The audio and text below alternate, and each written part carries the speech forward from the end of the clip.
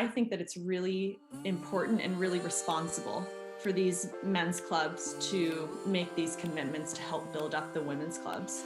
Girls that have jobs are losing money. I'm a United fan too, so we won't judge you for that.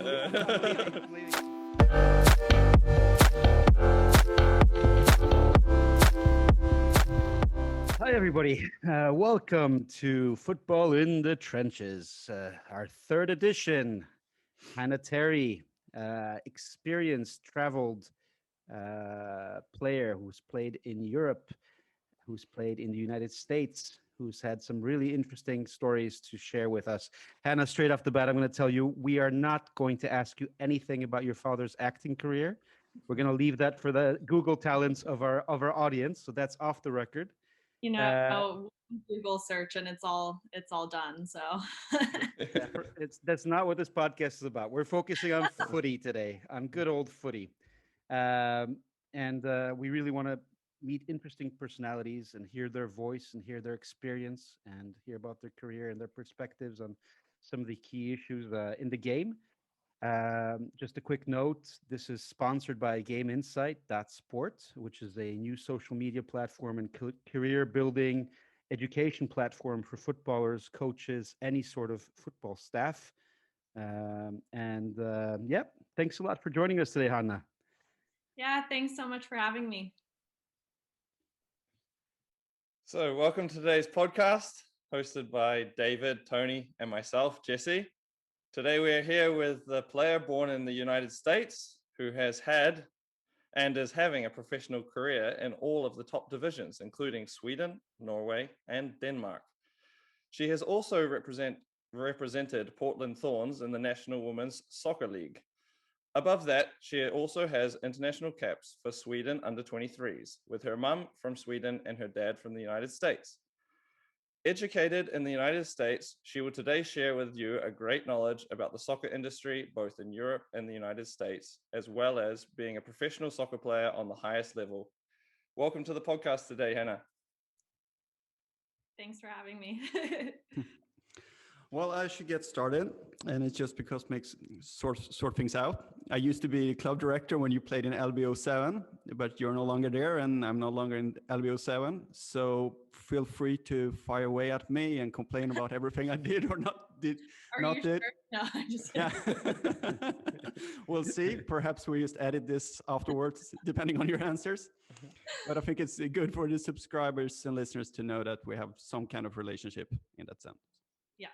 I have nothing but great things to say about you, David, so no problem there. Wow. We'll see about that. For now. Yeah. But what we're going to do is we're going to start off with like a rapid fire questions section. So this is short questions with short answers. Yeah. So the first question that we have is, who was your favorite player growing up? Mia Hamm. Ooh, good choice. Good choice. USA legend there. The best manager you've played for? That would be my college coach, Tracy Leon. The best player you've played with? Veronica Buquete from Spain.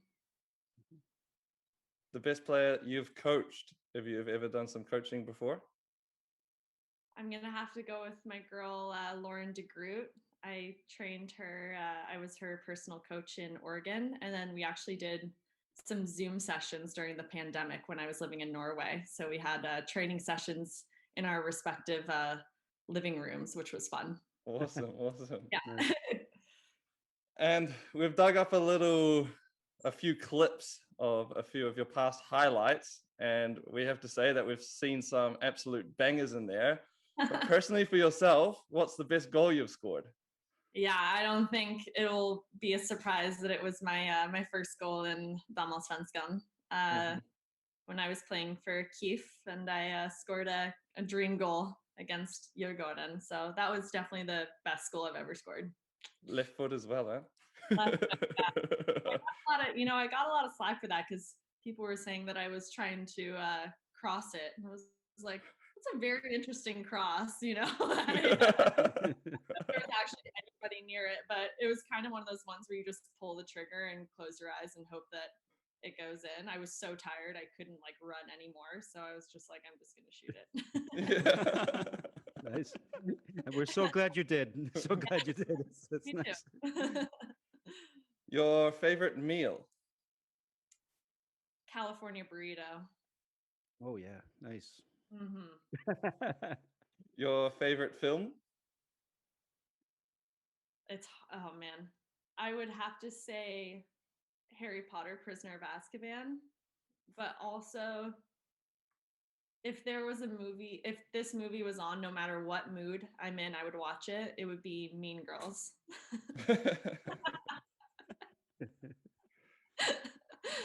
Your favorite current international player? Messi. Messi? Yeah. And if you could change your nationality in soccer, would you, first of all, and to which nationality would it be? I mean, so I'm a dual citizen in Sweden and the US. I don't think that it gets much better than those two. But if I had to change it and to play football, I really love the style of football that the Japanese women play. Cool. And if you weren't playing football, what would be your second favorite sport that you would like to be involved in? Skiing. Skiing? Yeah, I grew up in a ski town, so I'm gonna have to say skiing. Like downhill skiing or cross country? Cross country skiing. That is a part of the Norwegian culture that I will never participate in. Yeah. And then growing up as well, if you weren't involved in football, what do you think you would have ended up doing? I mean, I probably would have tried to become a professional skier. Yeah, the US ski team is based out of my hometown. So most of my, or not most of my friends growing up, but I have a very large number of friends from growing up that are professional skiers. So Awesome. would have tried Awesome. that. Yeah. Well, that's the end of the rapid fire section. Nice. So what we want to do is we want to take you back a little bit and talk a bit about the area that you grew up in and with which environment that was in, the area, family, things like that. Do you want to take us back and share a few of your experiences growing up? Yeah, of course. Anybody that knows me knows I love talking about my childhood and where I grew up. I was really fortunate to grow up in Park City, Utah, which is, yeah, it's a small ski community in Utah, and we have kind of a different environment in that city than other cities that surround us. It's very into athletics. It's very into the outdoors. It has a great school system, very international because we have, like Sundance Film Festival there every year, and we had the Olympics there in 2002, the Winter Olympics. So it's kind of this mecca for outdoorsy people that are kind of coming from all over. My parents decided to not raise us in Los Angeles, which is where I was born. And I lived there until I was about 2. And I'm really grateful for that because I don't know, of course, yeah, it's so easy to say that I wouldn't be the same person I am if I grew up in a different environment. But I think that growing up in Park City really shaped me to be who I am. I have, yeah, my parents, my mom is Swedish. My dad is from the South in the United States. And I have an older brother who is 2 years older than I am. And I kind of grew up, he was really into sports growing up. So of course I was really into sports growing up. And my mom loves to talk about how I was like walking at 8 months and riding a bike when I was 3 and just trying to do everything that my older brother was doing. So I think I always kind of had that really competitive gene in me. And in my town, for whatever reason, we're incredible in football and soccer. Mm-hmm. It's a tiny little mountain town. And, we've won state championships, national championships. My club team, we had, I think it was 11 players go to Division I schools, wow, which is pretty rare to have happen. And we were all playing together from when we were 10 to 18. So, yeah. And I grew up camping hunting with my dad, river rafting, skiing, doing everything outdoorsy. But soccer was a huge part of my life. My parents used to take me to go have, a private training with my coach at 6 o'clock in the morning before school started because I loved it so much. God bless them. They've always been the greatest support. But it was always just something that I really, really loved. So who was your first influence into football? Who introduced you to the sport? How did you get into it? What was your main attraction to it?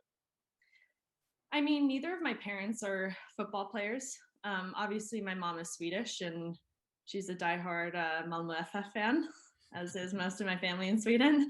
My dad played a little bit in high school, but he wasn't really a football player. I think it would probably just be my older brother was doing it. So I started playing when I was about 4 years old, and almost every kid in my community grew up doing that. But my biggest influence were my two club coaches, Richie Breeze and Will Cummins. And because they started this club that I was a part of, Black Diamond Soccer Club, in Park City. And they were the ones who took us from when we were 11 years old all the way to 19, which is really rare because none of us changed clubs. None of us did anything. It was this tiny little town that had this group of girls that, we were in national championship games and all these things. So it was a really cool environment to be in. Awesome. I have to say, I've been to your hometown, and it's one of these striking places with the mountains on one side and the the beginning of what is the Utah sprawling flatlands on the other, and then it's like and it's a beautiful place. You have every type of environment, bar the ocean around, and it's and I can really see it's really nice how much you've reflected on your past and how much you're able to present this to us today. Yeah, no, I can't say enough positive things about Park City. It was a pretty idyllic childhood, so I'm really fortunate that I grew up there and I have the family that I have. As a player, you've been playing in both the U.S. and Europe. How would you describe the differences and also the similarities?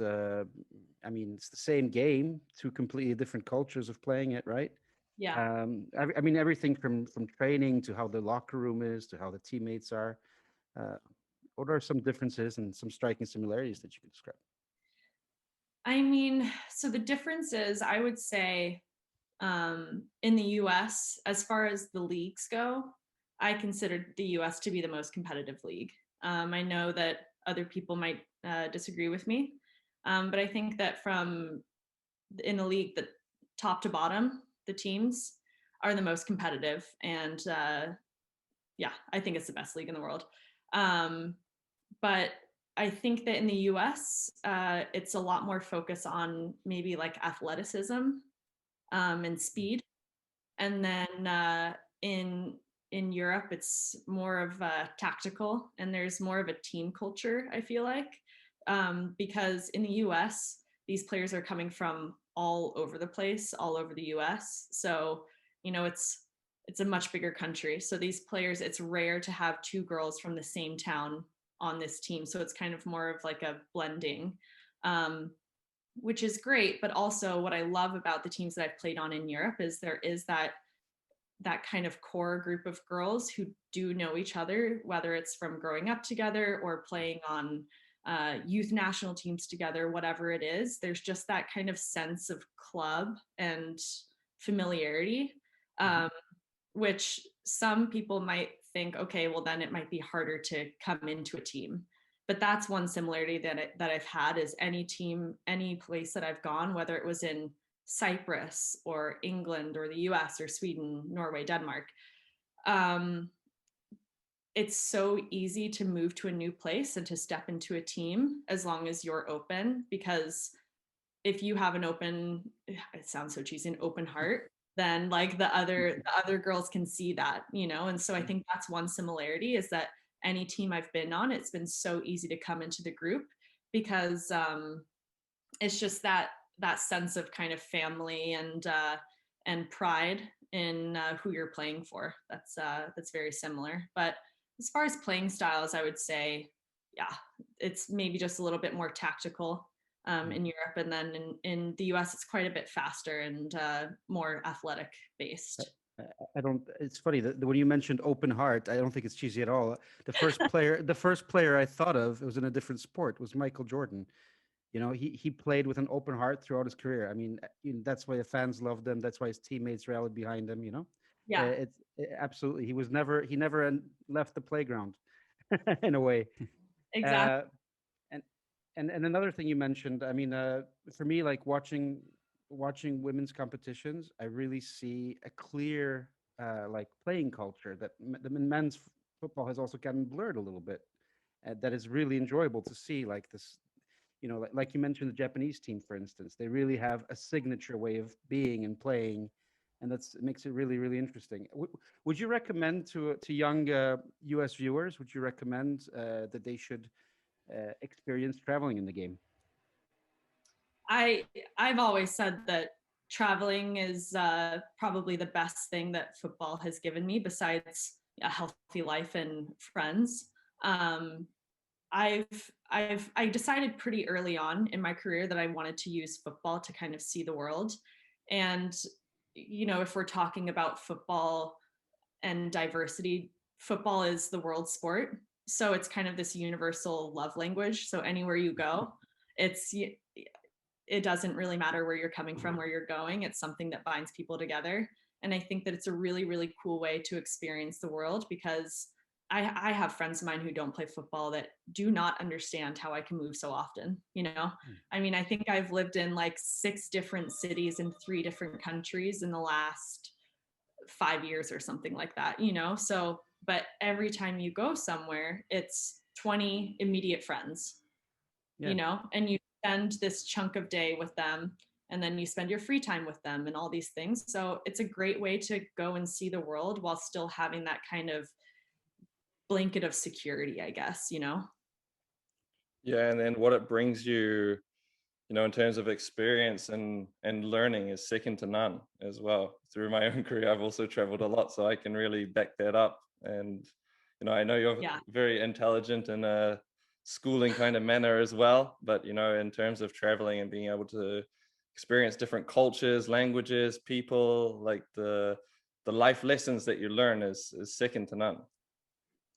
Yeah, no, absolutely. And, you know, like now when I'm starting to apply for jobs and stuff, and I'm looking at my CV and I'm like, okay, not that much job experience. Hoping that I'll find an employer who's like, life experience is what matters the most, because for me, it absolutely does matter the most. But I wouldn't trade traveling and what I've done for any job, you know?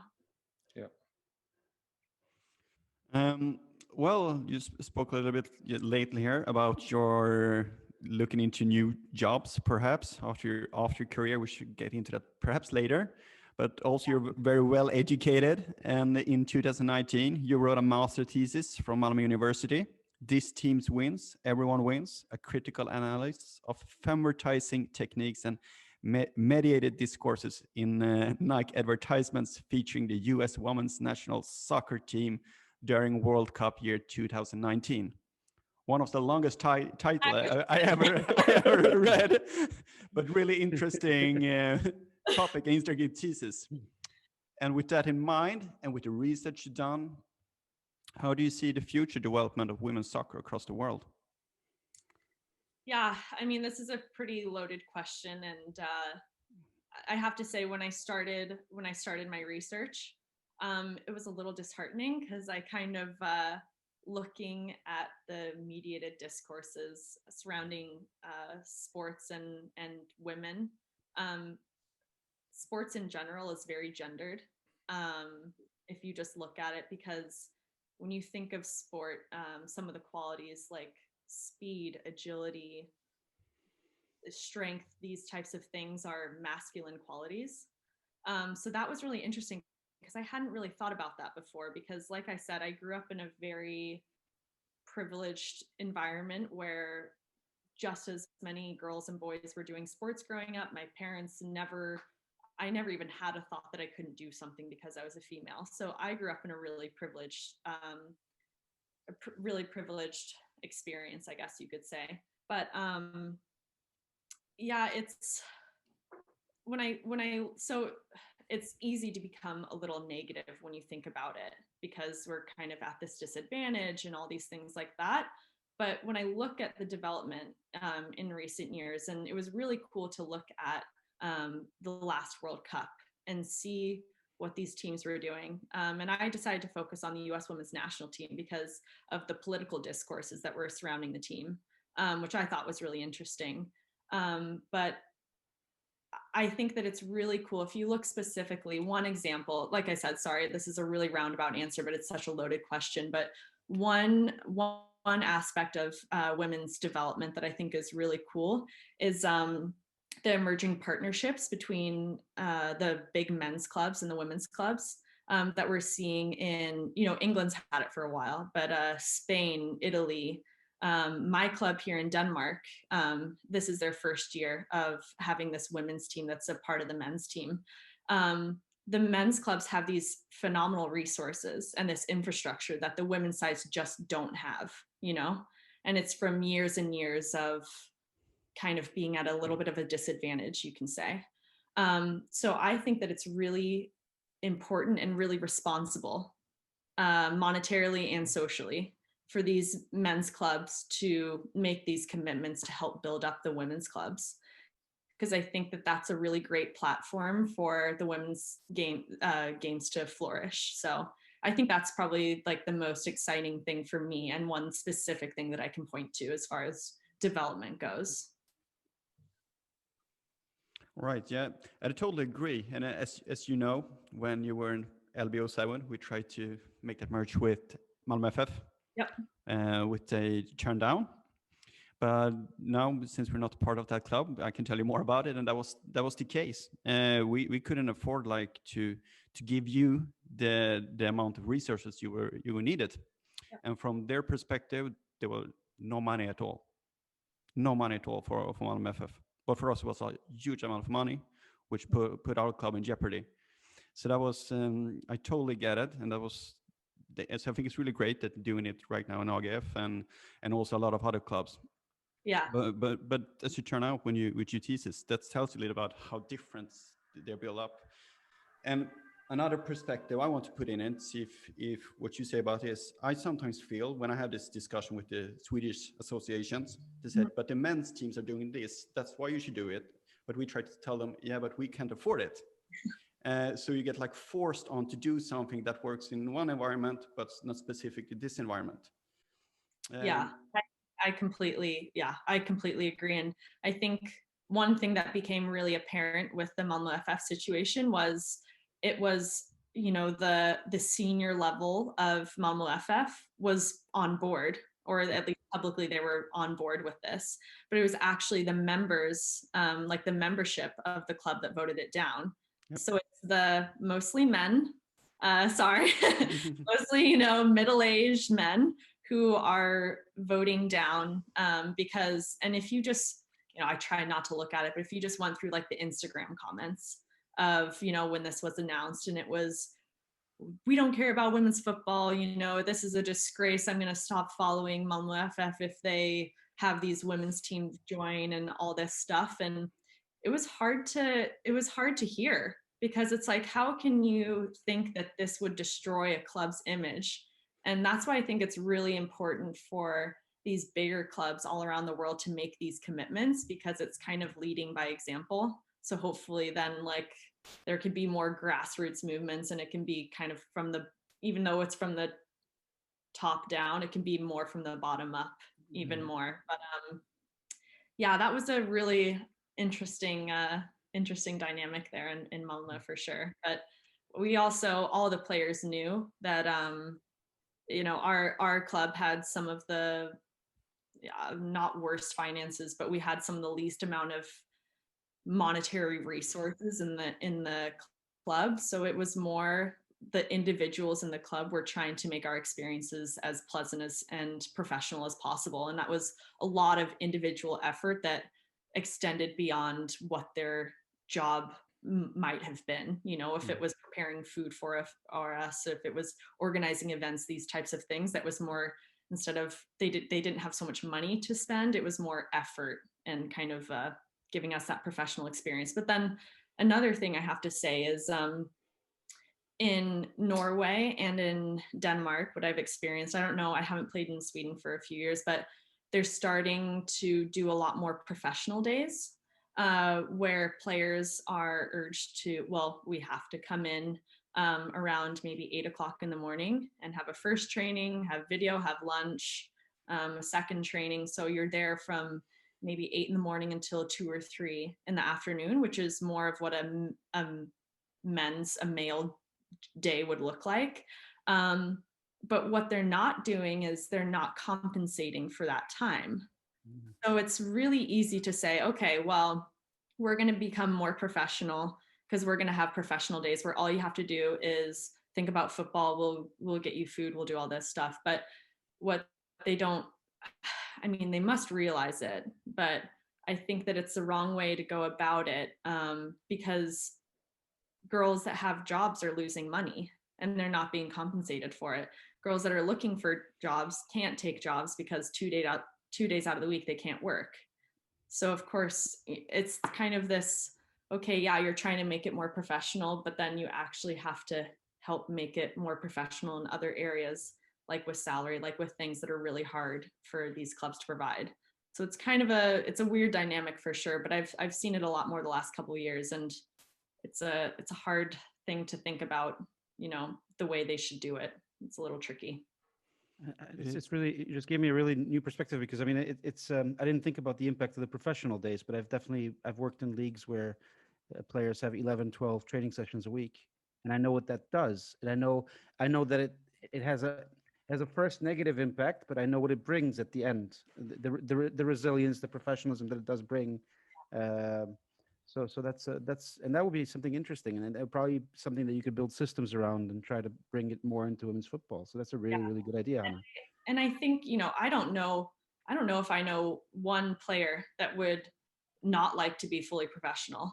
You know, these girls, we want to be fully professional. Of course, that's what we're trying to do, but we have to go to school. We have to work because our salaries are not enough to live off of. So it's like, of course we would love to be fully professional, but that can't be an argument, well, we're going to make professional days. It's no, there's so many other things around it that has to happen before this can be a viable option. Yeah, absolutely. I'm going to be really controversial right now. I'm very upset about the Super League announcement, and I'm going to be open about that last night.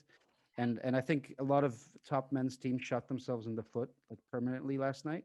With their fan base, with at least it'll take a while to heal whatever they've done. But one of the things they did is they did announce that they're also going to go into Women's Super League, which that might be the exact opposite, because that could be a real positive in terms of TV rights, media attention. You know, if those businessmen go at it, then you know they'll make money on it, and there'll be something out of it, right? So my question to you is, I mean, women's football, can it outpace the stagnant, hierarchical, conservative, let's be good with our adjectives and say misogynistic environment of men's football? And if so, how? What are the important steps? Yeah, I mean, that is the thing with this Super League. It was a really interesting. I stayed up a little too late last night reading all the club's announcements and some of the comments and stuff. It was pretty eye-opening. But I think, like, when I was playing in the United States, we craved that international competition because unless you're playing at the senior level of national teams, or I guess at the youth levels too, you're never getting that international experience. Of course, there's the Champions League, which I have played for in Europe. But as far as, some of the greatest football is played in North America, South America, Asia. So I think that bringing the world together in that way is, as well as being very financially prosperable, I guess I think it would be great for the football. But I think that two specific ways that women's football is a little different than men's, and what that can be actually used for the greater good. One is, if you look at the fan base of football, of men's football and women's football, of course there's in men's football, there's so many little boys and girls who look up to these athletes and want to be like them and follow them because they want to be, you know, that football player and have that lifestyle and all these things. But I think that, and this is a overgeneralization, I understand that, but I feel that women's football players are more than football players as far as being idols to younger kids, because I think that women's football players are always going to be football players, but they're always going to also be women, you know? And so I think that it's, you know, players like Megan Rapinoe, I think she's such an fantastic example of being a role model for her football, but also for her activism and for the way she presents herself and what she does for different communities, you know? And I don't think that there would be that many, it would be a strange thing to say, oh, I want to be like Ronaldo for everything that he does for men's equality, you know, because that's not really something that, that's not part of the discussion. But if you say, I want to be like Megan Rapinoe because everything that she does for women's empowerment, you know, and this, so it's a little different kind of a role model. So I think that using that, it's kind of a more, the fan base, it can really kind of start growing. That's why you see the popularity of football growing in the world. It's because of the population that's coming up, you know, and the populations that are used to women playing sports and women being sports idols and things like that. And then another thing is also, I think social media is a really, really important aspect for women's athletes in general, because traditional media, you know, they're kind of seen as like the gatekeepers. They decide who gets published, who gets this airtime, who gets this and that. But social media,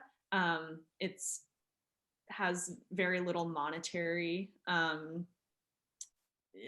don't even know what the word would be, but you don't have to pay to, and you don't, it doesn't concern itself so much with money. Who gets to post what, when, where, how. And these athletes, these female athletes you see are really active on social media because they get to present themselves in the way that they want to, you know, and this is kind of also like a third wave feminism where the women are deciding how they want to represent themselves, how they want to be seen.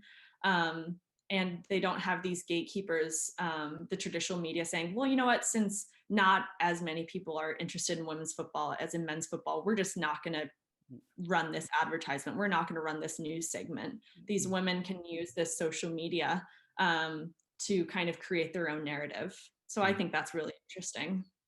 I like that you're comparing Rapinoe on an even playing field with this. And I would give Marcus Rashford the Rapinoe Prize because of how he took on Parliament last year. I mean, that's one example.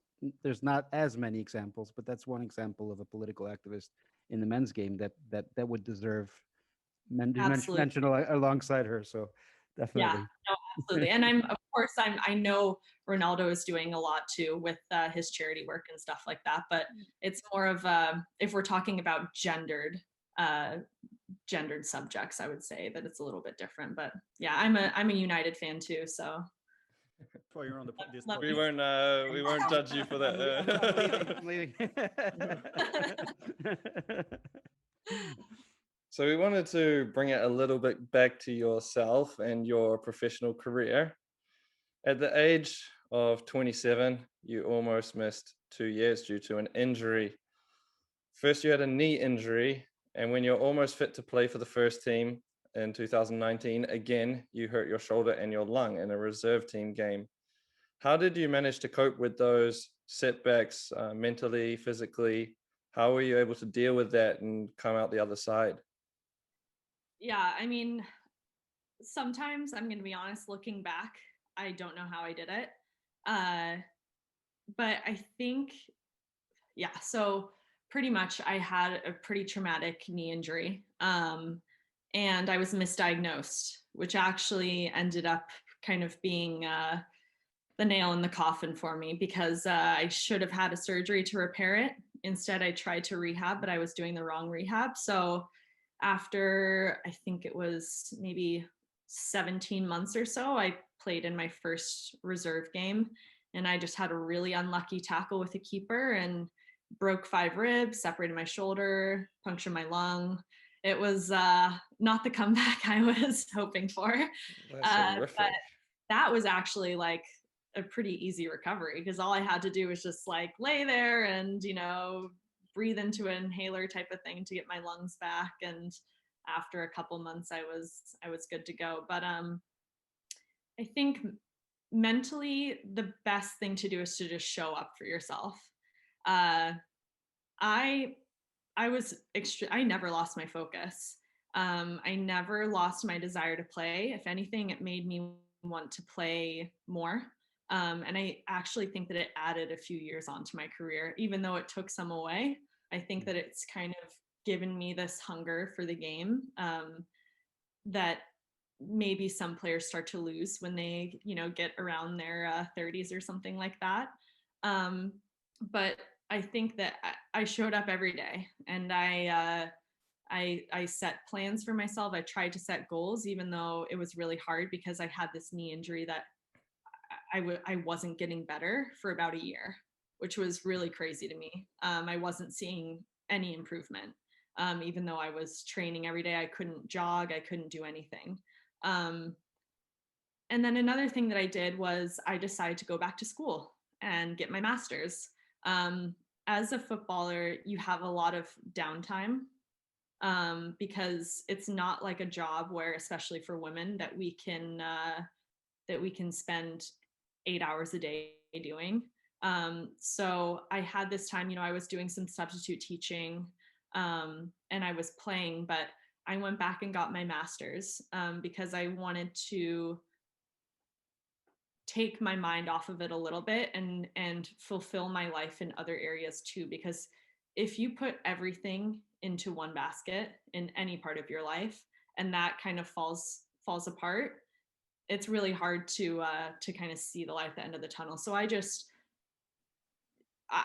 decided that school was getting back into school was the best thing for me, and I'm so happy I did it. But I would say I just did the work, and I just spent as much time as I could with my friends and family, really leaned on them. And yeah, I'm pretty proud of myself for that one. But did you have as well, like, anyone that really helped you through that process? Because obviously that must have been mentally unbelievably tough, more than I think most of us could imagine, through 2 years of not playing. Who was your support through that, and how did that look like? Yeah, I mean, I would say specifically my physios. I had 2 physios that were my kind of full-time physios through that whole thing. Ivana and Alex at Kulan Idrottscenter, that was in partnership with LB. And they, I was with them about 3 days a week, and they saw me at my worst times where I couldn't jog, I couldn't do a squat, I couldn't do a leg extension. And then they saw me, improve to the point, they were at my first games back on the field. So I think that having someone, having kind of a constant presence in your life, as far as these 2, of course, they were there making me better physically, but they were also my mental coaches. So I owe a lot to them. I really appreciate them. Yeah.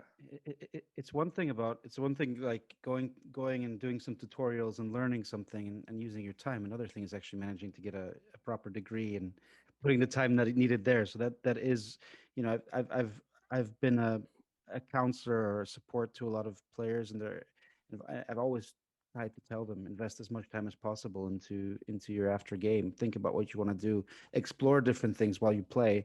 It's also going to enrich your on the field performance if you diversify what you're doing and not just go from playing a PlayStation football to on the pitch football, back to the PlayStation, back to, I think Yeah, but anyways, you're still very active in the game. So let's ask you about that. Last season you played in Røa in Norway, and now you signed with AGF in Denmark and launching their new team.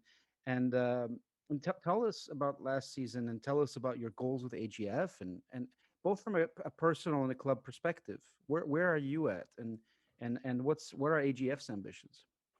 Absolutely. Yeah. So last year was kind of interesting because I kind of had these 3 teams in 3 countries that I didn't know where I was going to go. I didn't know what I was going to do. It was a really stressful holiday break in December.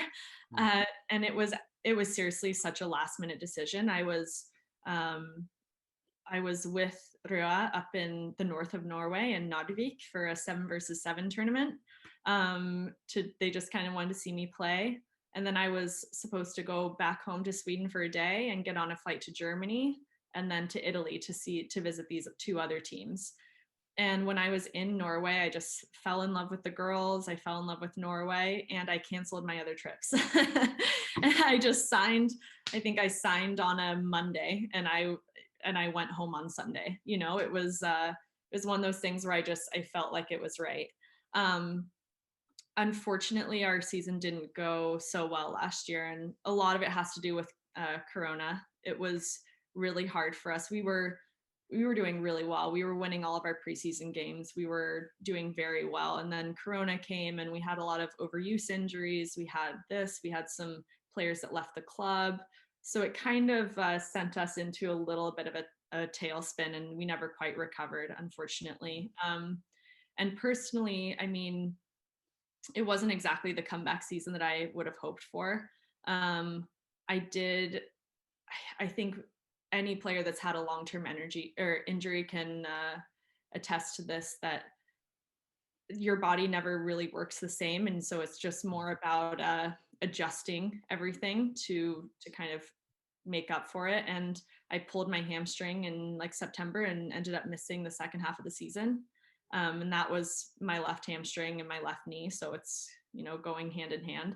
But I think that when I signed here for AGF, I also have to say that I was with a team in Norway, and I was planning on staying there, but I hadn't signed anything yet. And then my agent came to me with this offer, and he was like, this is a really interesting opportunity.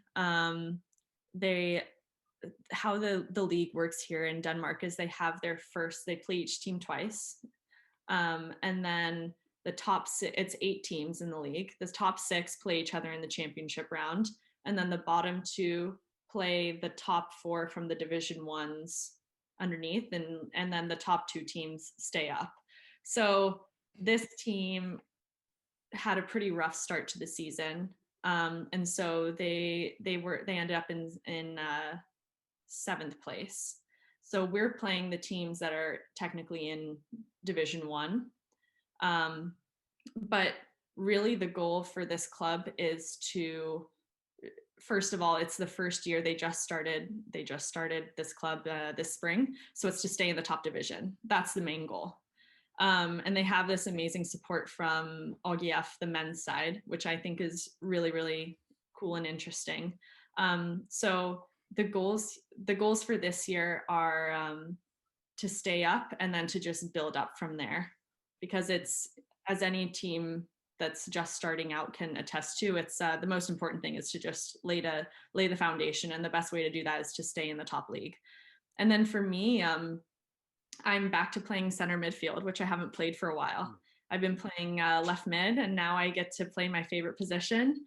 And it's giving me a lot of confidence, and I'm having fun playing again, which I was kind of missing a little bit last year. And so for me, it's just that joy of the game and kind of getting back to where I was mentally before my injury and stuff like that. We've played a couple games, and I've scored my first goal on Saturday for the team, and I had an assist, and everything's going really well. So I really like it. But I think it's really cool that the men's team has started this women's side here. Yeah. Very, very, very cool. just going on a different. You mentioned, you touched on some of this before, but this is more of a philosophical question and a personal question also. Having had a decade's career at least or more, what failure or apparent failure set you up for later success? Do you have a favorite failure of yours? I have a few failures. Every Signing day. for LBO7. Everybody does. It's about being able to describe them, right? Again, no, I would say I didn't get drafted out of college. And it's not that I expected to get drafted because I came from a relatively small school and a small program. But I think that even though it was a little knocked the old confidence, it gave me the opportunity to kind of choose what team I wanted to play for. Because then I went on trial for Portland Thorns and for Boston Breakers. And I ended up being offered to like join those two teams or, start with preseason with them. And I think that going to Portland was one of the best things I've ever done in my life. The team there was so insanely good, and I barely played, but I was on a team with 14 international players with from 6 or 7 different countries, World Cup champions, Olympic champions. I was playing with the best players in the world every day at training, and they become those kind of heroes of mine became my friends. And I think that was the coolest thing that I've possibly ever done for my football was deciding to go somewhere where I knew that I wasn't going to get the playing time if I signed for another team. But it was the environment, and we had like 15,000 average at every game for attendance. That doesn't happen for women's football. So that was really cool. So even though it was a failure to not get drafted, it gave me the opportunity to go somewhere where I knew that I would get the best experience. Shout out to Portland for that attendance. I mean, it's a really great city. It's a great soccer city in the United States that I really appreciate myself. So yeah, they're insane there. I love it so much. And we have touched previously a little bit before. We won't speak about or mention ages, but have you started to think a little bit about what you would like to do after your playing career? You have a master's degree, which is quite rare in the game of football. Are you looking to stay within the game of soccer or to work more within a civilian career? Yeah, I mean, I love football. I've coached a lot. I don't want to be a coach. I think oh man, I think that being a coach and being a referee are two of the hardest jobs in the world, especially if you have me as a player, especially if you're a referee. I'll like.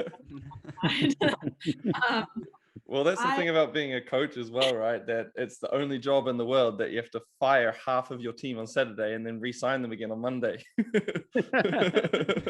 then if you're a youth coach, then you're actually working with the parents and not the players. Yeah, also. Yeah. Oh, yeah. I would love, my dream job would to be doing something with sports marketing. Because my thesis was mostly on advertising and marketing through a feminist lens. So I think it would be really cool to do sports marketing and maybe work kind of with corporate social responsibility. That would be really awesome. That would be my dream job. Nice, really nice. Recruitment talk with Hanna.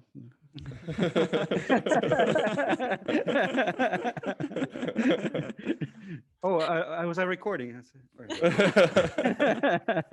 Cut.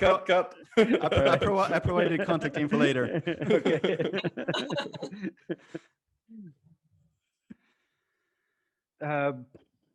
You've played with a lot of different players in a lot of different countries at a lot of different levels. You've had a couple of managers throughout your career. What knowledge or pieces of advice have you gained that, if I can put it in a kind of mean way that kept bouncing around in your head and that kind of stuck with you?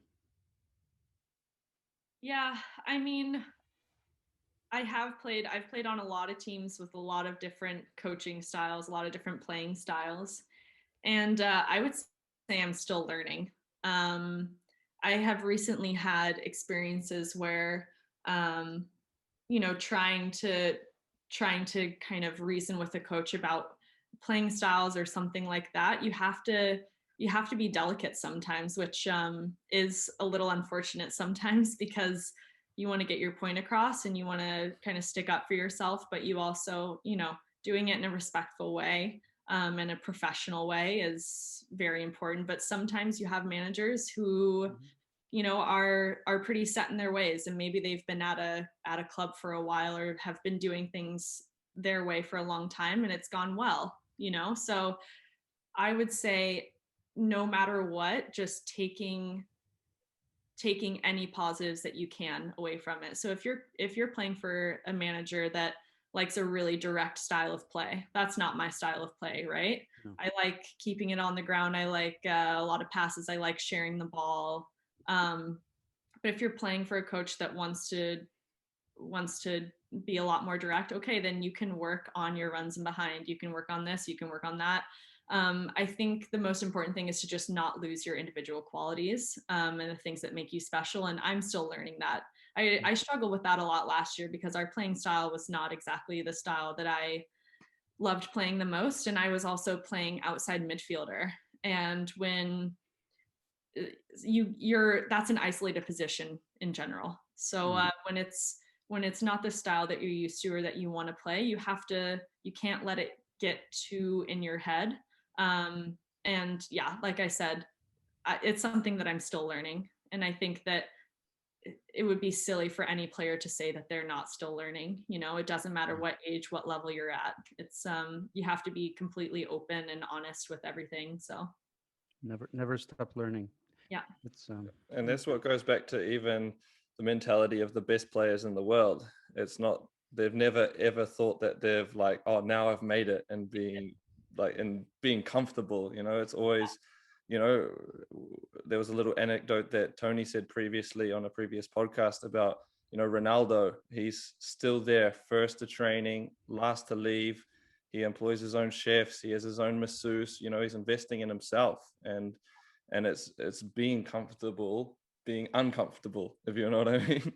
Completely, totally. I mean, and you look at it all the time. I mean, think about how many times Tiger Woods reinvented his golf swing. Yeah. I mean, it's if you're the moment you stop being a student is when your career is done. Yeah, and football's so fast. Like if you stay stagnant and even though you're at the top, the game catches up to you real quick. Yeah, exactly. Real quick. There's actually no upper limit to any set of knowledge. Wisdom. Was that something from Star Trek then? Yeah? I've tried now. Hanna, you almost like already answered my questions I was going to ask you. But if you can get some kind of advice to like a younger player coming up, because when you're young, you know everything and you know how to play, and sometimes you put up an agreement or you start arguing with the coach, then you realize you were wrong, but you will never admit that. So how would you do that instead, like with him in a perspective of your own philosophy and the coach philosophy is going the opposite way? So one thing that I've become a lot better at as I've matured is the ability to speak up for yourself. I think that, of course, there is a fine line between arguing and making your point known or asking questions. I think that asking questions and trying to understand why a coach or a manager is asking those things of you that they're asking from you is really, really important. But I would say it doesn't matter how young you are or how much more experience others have than you. There is never any negatives to asking questions and asking why things are the way that they are. And you can say that in a respectful way. And if the coach can't answer that, then that's on them. That's not on you, you know? So I think that, and that comes back to being a student, you know, it's being curious, it's being ready to challenge yourself. But I also do think that at a certain point you have to know yourself, but you also have to be very self-critical and say, okay, they're looking at me this way, they see this, I need to look at it from that perspective and decide for myself, you know, how helpful that advice would be. And more oftentimes than not, there is absolutely truth in what coaches are saying, and even if it's not what you want to hear, it's something that you should hear, you know? Agree. Yeah. We touched on this earlier, Hanna, a little bit talking about the Super League and all that, but Bayern Munich, Paris Saint-Germain are headed for the US for the preseason tournaments. They're going to play Racing Louisville and Chicago Red Star. Do you think it can give a good spark to have more frequent international friendly tournaments like that between continents? And is that something that maybe the women's game can accommodate more than the men's game? Yeah, I think it's really, really cool. And I think even last year, you know, Lyon came and played North Carolina. And there was another, I'm blanking on who else played, but it was really cool to see these top teams. You know, Lyon is arguably the best team in the world. But then they played North Carolina, and North Carolina beat them. So it's like, you know, I'm kidding. I mean, they're both amazing. Yeah.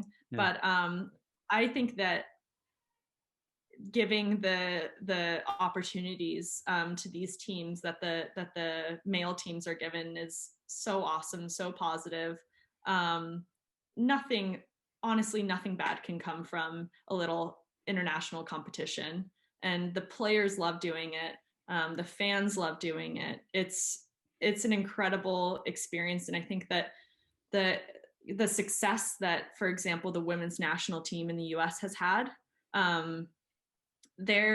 if you look at the men's national team compared to the women's national team, it's unlike most other countries in the world, because the women have been the powerhouse in women's football since the 90s, and the men aren't, you know.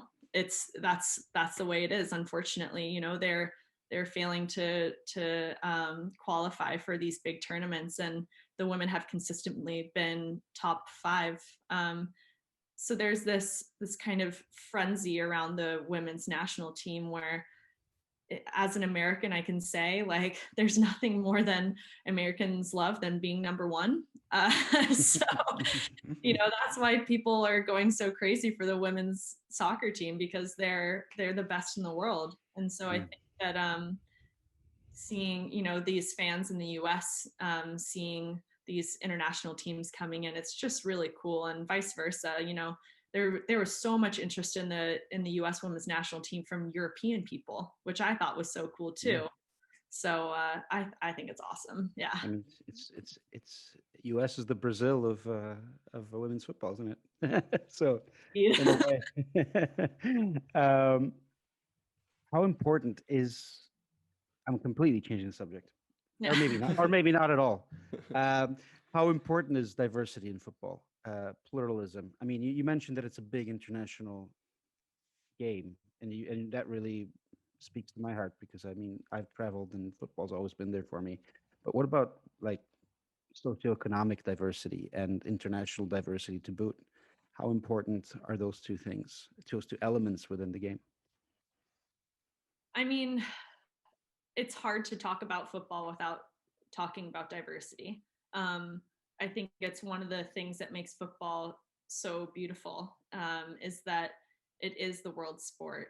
And from a personal perspective, I've played in so many different countries with so many different girls, so many different types of identifications. And I think that it makes you a true kind of citizen of the world by doing those things. And I know that sounds so silly, but when you start playing, it's different if you just meet someone and if you're working with them, right? But if you're playing on a team with someone, you really get to know them. You know, you're not just colleagues, you're friends, your family. And by kind of breaking down those barriers, you really get to experience other people's cultures, other people's beliefs, their belief systems, you know, all these things. So personally, I think soccer can't exist without diversity. Yeah, it's a hard question, but I think soccer is diversity. You know, soccer is the world sport. Yeah, I completely agree. Completely agree. It's Ramadan now, and every year the debate is, does it weaken your body when you fast? Every year that comes, but hey, hundreds of thousands of players in the world are handling it every year. Leave it to them. Exactly. I mean, seriously, I think it's fun when you see the, you know, the fast breaks in the middle of the game and things like this. It's I just think football is so beautiful. I keep on saying soccer. I don't even call it soccer anymore. It's both. What is it? Kickball.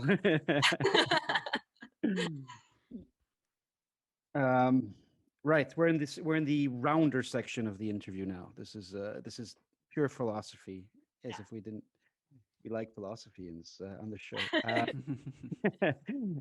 So, what does the definition of success mean to you, Hanna? How would you define it? Oh my gosh, it's going to sound so cliche. I think success is being happy and being proud of the person that you are, and being proud of the way that you touch the people around you. I think it's a good definition. And of course, a lot of money. No. Yeah, but that's the next question. That's the American of you speaking, right? Yeah, but that leads us straight into the next question, which is the hated money question. You know, what purchase of $100 US or less has most positively impacted your life in the last 6 months? You know, specific brands, models, you know, anything you can think of? I'm like trying to think of, I have been on such a shopping hiatus since Corona began, because I'm trying to, you know, save that money. But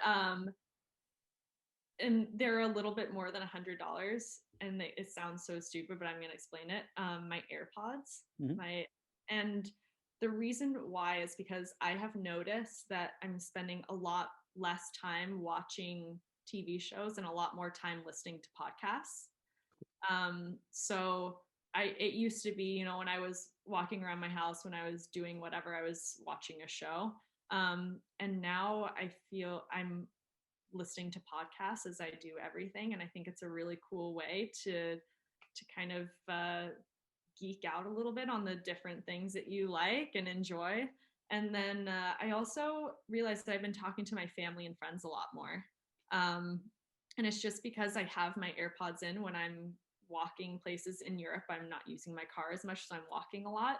And when my AirPods are in, I just decide to, you know, press and just walk and talk to my mom, my dad, my brother, you know, my boyfriend, whoever. So I think I've just been connecting a lot more with the people back home and Corona also did that. I had more calls and video chats with my friends back home than I have in years. So yeah, round answer. Corona's unfortunately free, but the AirPods are a good answer. So, well, Hanna, if you could have like a gigantic billboard anywhere with anything on it, metaphorically speaking, getting a message out there for millions or billions of people, what would it say and why? It has to be one of my favorite quotes from one of my favorite people, Mrs. Dolly Parton. I love her so much. And my favorite quote is, find out who you are and do it on purpose. Cool. I think that's fantastic. I think, Dolly is a legend. Yes. Good one. That's a good message. Yeah. Yeah. And it's positive.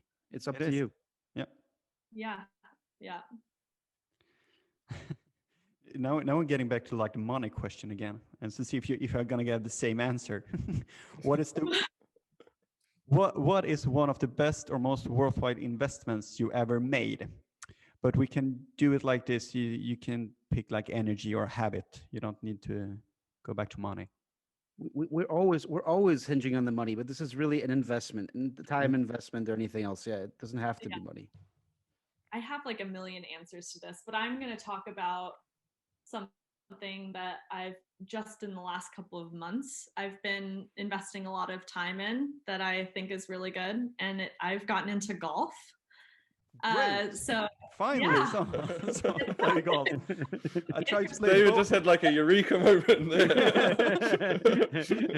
Finally, I tried to get those guys to play golf with me. They're just complaining, and no, I can't, and whatever. Finally, nice, good investment. Next question. I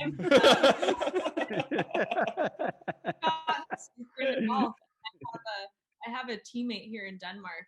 She's actually from Norway, and we made a connection with the local golf club, and so we don't have to pay green fees. So we're going to the driving range on Wednesdays, and then on Sundays for our we play on Saturdays, and on Sunday we go and play around 18. Wow, I'm jealous. Yeah, so What a life, no, eh? I know, right? But it's just been so nice because here in Denmark, I'm trying to get it, or I'm going to start teaching a little bit at an international school here, which is also what I've been doing in Sweden and Oslo. So I'm going to start hopefully doing that this week, just part-time. But I've had a lot of downtime here in Denmark, and it's been a lot more downtime than I'm used to.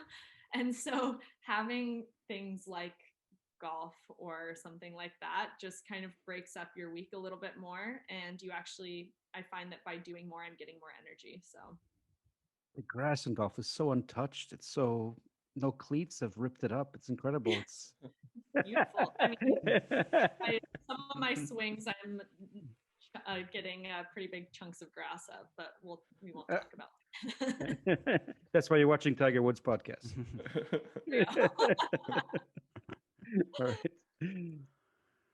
In the last 5 years, what have you become better at saying no to? What approaches have helped in doing that? And do you have any other tips for time management? Yeah, this was one of the questions that I had a little bit of trouble with. But I would say I've actually become better at saying yes. And I think that comes from me opening up more as I've been moving. When I first started moving around, I am I'm an introvert a little bit sometimes. And so sometimes it was really hard for me to kind of open myself up to new teams and to new groups. And I would, turn down invitations to go get a coffee or something like that. But I actually have found that for me, myself, saying yes more has been really a really positive impact in my life. But one thing that I have said no to, I guess, is I'm taking how do I put this? I'm advocating for myself a lot more, and I think that this came a lot from my knee injury and having a doctor who I really trusted not believe me when I said that my knee was really bad and I needed to get images and I needed this and needed that. And I kind of, trusted him more than I trusted myself when he said, your ACL is fine, your MCL is fine, it's just a bruise, it's just this, it's just that. And I was like, okay, yeah, sounds good.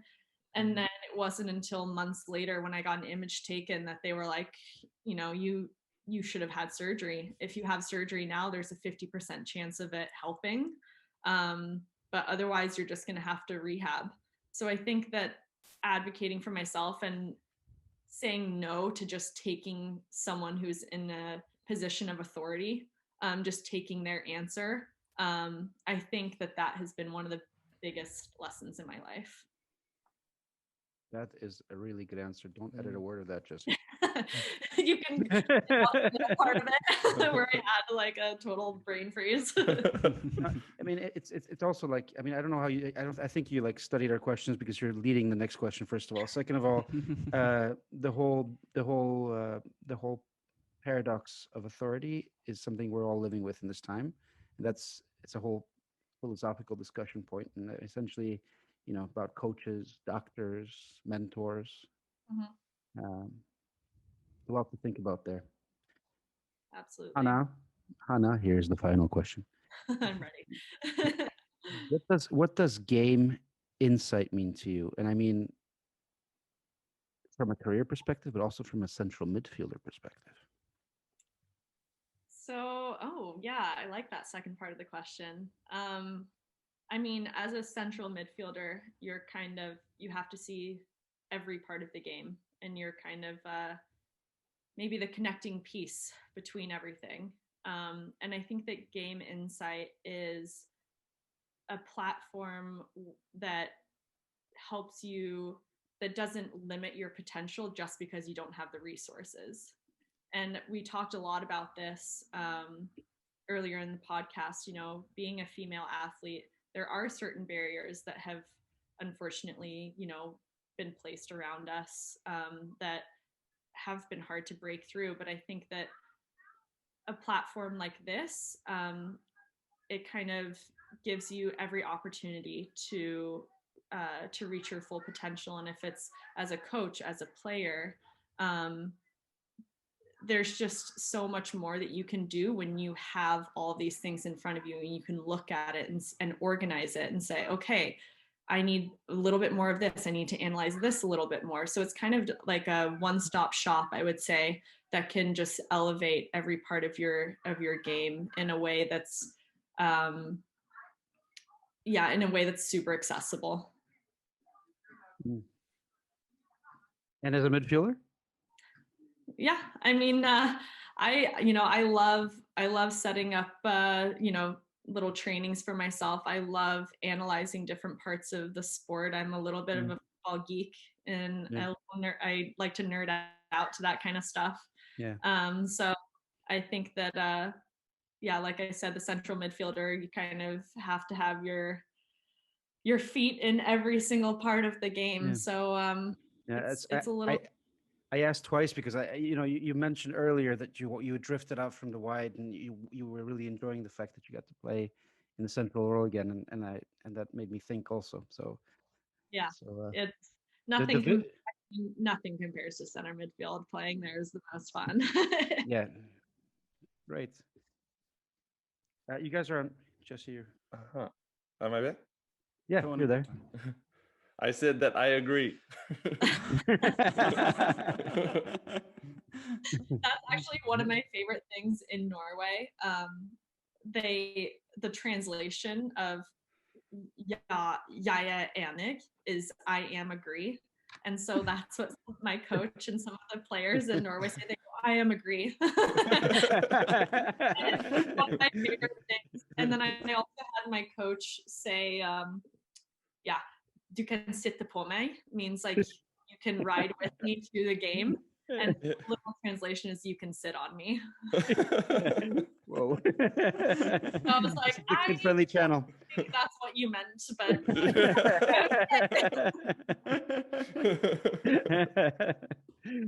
oh, nice. How many languages can you speak or understand now? Swedish, Norwegian, English. And then I took Spanish through college, but that's kind of taken a back seat now. Yeah, cool. How's the skate coming along? Danish. I seriously do not understand anything they say. You're on the part. When you read it, it's like, okay, I get this. It's pretty similar to Norwegian, Swedish. But then I'm like, you guys are only pronouncing half the word, every single word. What are you doing? Det går inte. Det går inte. Det går inte. Nej. Yeah.